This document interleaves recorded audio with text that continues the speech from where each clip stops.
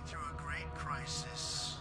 It has been confirmed that the dead are coming back to life and attacking the living.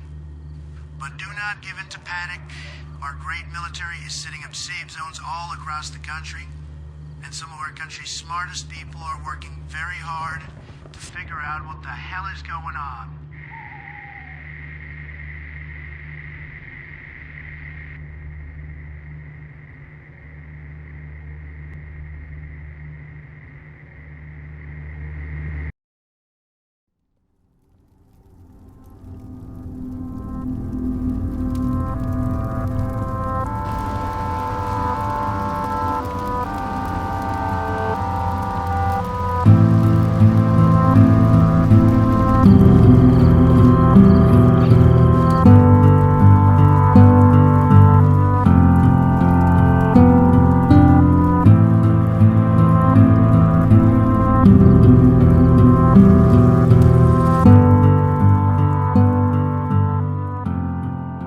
It's year 2011. Overnight, the whole world has been overrun.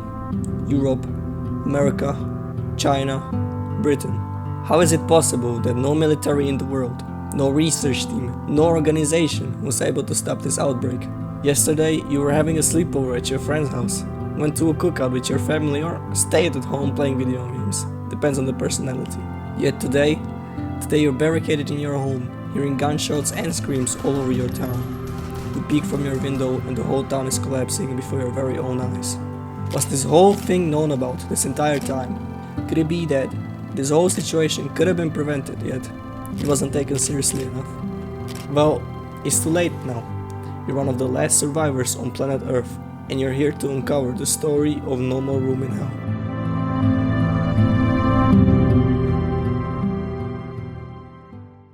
In a letter sent October 19, 2008, CDC, in other words, Centers for Disease Control and Prevention, are studying files of a particular dormant virus present in a large number of the population. They decide to name this virus 732ZH. It's the first discovery of the virus. No effects of the 732ZH are yet understood, and its characteristics are mostly unknown. There have been zero links of this virus to another disease, and as far as CDC can tell, it has laid dormant in the blood of their blood samples for some time. Nearly 80 to 90% of the human population in the continental United States could be infected. Research shows that the virus has not been found in primates, rats, or birds. As of now, the virus is either in benign or in hibernation. It appears to be no regular threat, although it does hold a common physical structure to that of encephalitis lethargica.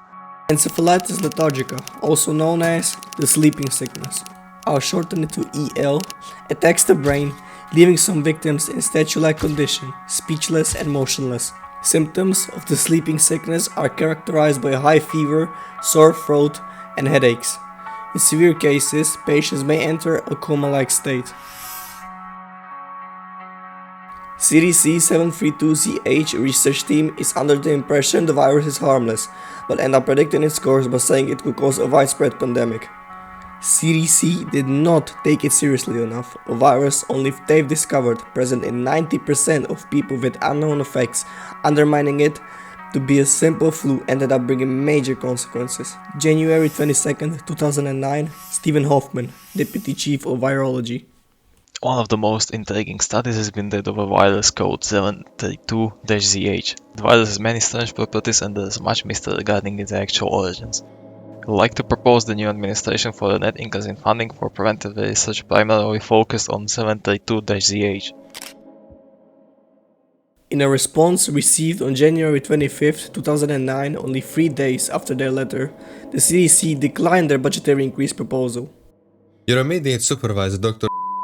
submitted to this year's budgetary reports, and Statistical Funding Commission allowed us to conclude that no substantial threat has ever been drawn to, and no detrimental effects have ever been linked to the virus code 732ZH.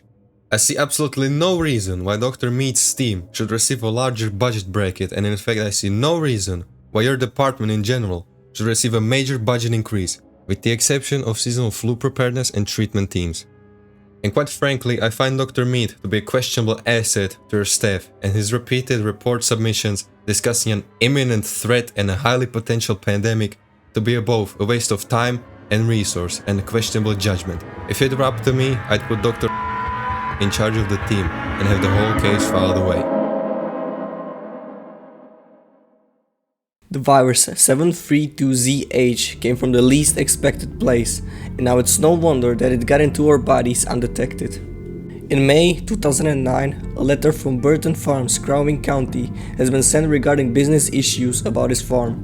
The farmer said that his hogs have been quarantined for 2 weeks by the Department of Agriculture and the Center for Disease Control because of his herd's alleged contraction of an unknown virus. They have assured him that it is not the H1N1 swine influenza, but have said nothing more. The virus has gone under the radar for probably multiple years, infecting almost all of the world. Meat that's been sold everywhere was infected. It has only just been discovered, and yet they won't even tell you. In total, there's been 140,000 diseased animals over the past few weeks. How long does the CDC plan to hide it from everyone? Lying to our farmers. People who eat the food and are infected don't even know the state they're in. The thing is, not only do the infected animals die over time, but the dead carcasses of diseased animals also end up being processed and fed to remaining livestock, which only helped contribute to the surge in infection amongst animals. Everything you consume daily, cows, sheep, pigs, and poultry, all of it. The world was about to catch on. Department of Neurology started questioning why people around the world were falling into deep comatose states. After finding this obscure report, we speculated that H1N1 could have been the cause. Other research into the case of EL has speculated that an unknown viral infection attacking the brain is the cause, but no evidence was ever found. April 8th, 2010. CDC couldn't hide this forever. They found no cure and people were getting seriously sick. What did CDC decide to do now that they had to act? They've announced that H1N1 was the cause of it all. Calling in for this update on H1N1 influenza and H1N1 influenza vaccine. They started handing out H1N1 vaccinations around America. They've declined rumors of it being the sleeping sickness, saying that they had insignificant information about the situation. The virus is on the verge. As of November, CDC estimates that anywhere from 7,070 to 13,930 have died from H1N1 since August. In Germany, over 108,416 cases of EL have been reported from leaked documents. Germany is closing its borders to the world after public outrage of them hiding the real numbers. The truth is still being hidden after all this time. It's not the H1N1 swine flu, but only CDC knows, and will sacrifice people's health and safety only to cover what they've done.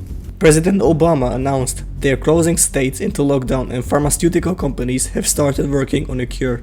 Pharmaceutical giant Pfizer is reported to have spent $1.6 billion in the research and development of an experimental drug called Phalanx, which they claim has promising results from preliminary tests.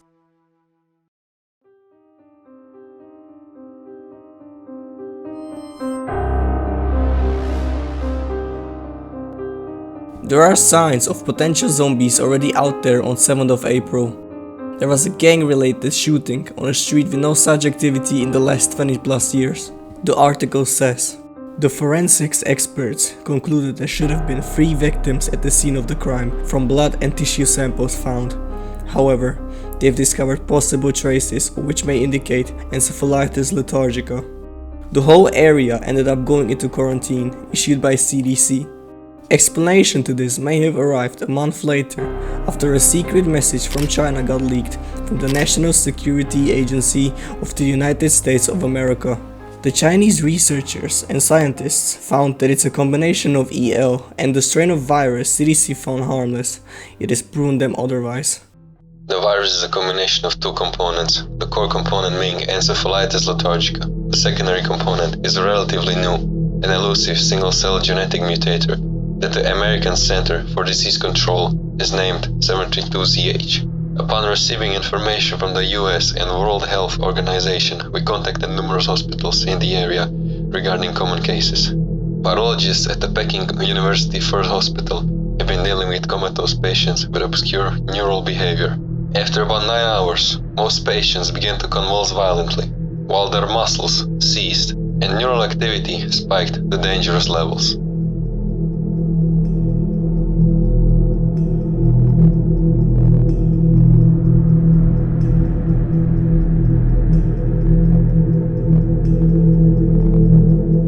I was recently forwarded an update on a patient that was in the care of a colleague of mine. The patient in question had collapsed into a coma while at work. Having awakened from his coma only 3 hours after admittance, the patient appeared lucid for a short time before becoming uncontrollably violent. The patient had gotten out of bed and collapsed on the floor as doctors approached. He awoke shortly thereafter, violently screaming and thrashing on the floor before nurses tried to restrain him. The patient overpowered and tackled one of the nurses to the ground. The man proceeded to not just bite, but gnaw at the nurse's face, biting off the nurse's nose and consuming it. Is this what happened on April 7th? Did the people shot suddenly come back from the dead and left the scene? And is that why CDC decided to put the whole town into quarantine? Later, the same year, a huge global pandemic of EL has swept over the world, having millions of people suddenly falling into comas. By 2011, many of those people began waking up. During this, when doctors, nurses or family members would be nearby their loved ones, that the first victims were bitten.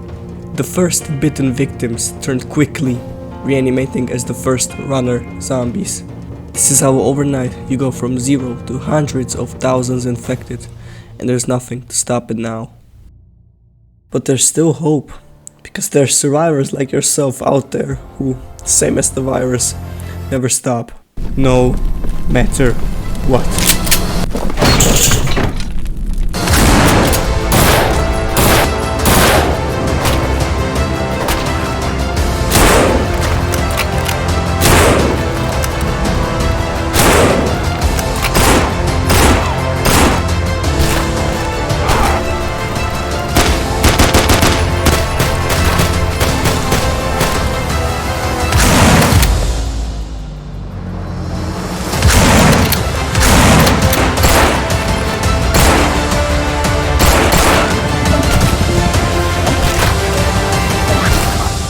I'm empty!